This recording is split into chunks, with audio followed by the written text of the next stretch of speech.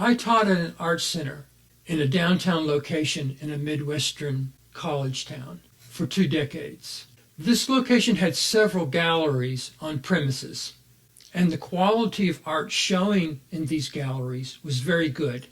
I would say many times just as good as anything you would find in a Chicago gallery. My classroom sat across the hall from the primary gallery, and daily my students would hurry by this gallery door to get to my class. But unless I carried the students across the hall to the gallery, most of them would never step foot in it. Indeed, on my teach days, these galleries saw, on average, no more than 1 or 2 visitors, and many days they would see no visitors at all, and no art sales were forthcoming. Now, to be clear, I am not criticizing beginner students. You don't know what you don't know, right? What I describe is an observation about human nature, generally, that even applied to me when I was a younger artist. When they started gallery walks on Friday and provided food for visitors, this greatly increased the foot traffic into these galleries. But for the most part, the art was still kind of a backdrop. I had a one-man show in Chicago in 1990. Generally, if any paintings are sold in a gallery show, they are sold before the show opens. And this is only because the gallery dealer will hit their Rolodex of collectors and make personal phone calls. This Chicago gallery was down on Superior Avenue, and the 2 days I spent in the city, I saw a lot of people walk by the gallery, but the only people who ever came into the gallery were postal carriers. This same story was repeated pretty much in every gallery along Superior Avenue.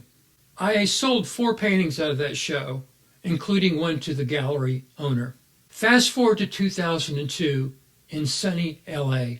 I was in a 2-man show at La Luz de Jesus Gallery. This gallery was considered ground zero for the emerging lowbrow pop surrealist art movement at the time. 100 stylish people attended my opening, but very few people talked to me.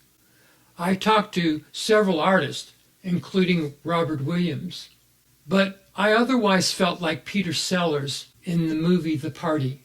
I was kind of a gatecrasher at my own show. Now, I ended up selling all but 3 of those paintings. In fact, the last one was sold only 3 years ago. The painting behind me is the first painting I painted for that show. It was painted in 1998, and I still own this painting.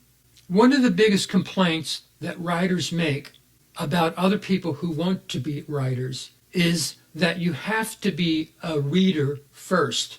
This hurrying by the gallery door on your way to an art class is the sort of thing that's repeated in every creative endeavor. The more you learn about a craft, the more you become interested in the works of others working in that craft. There are 2 beginnings to every artistic journey. The place where you hurry by that empty gallery, and the second where you go in and you savor that opportunity to be alone with another artist's thoughts.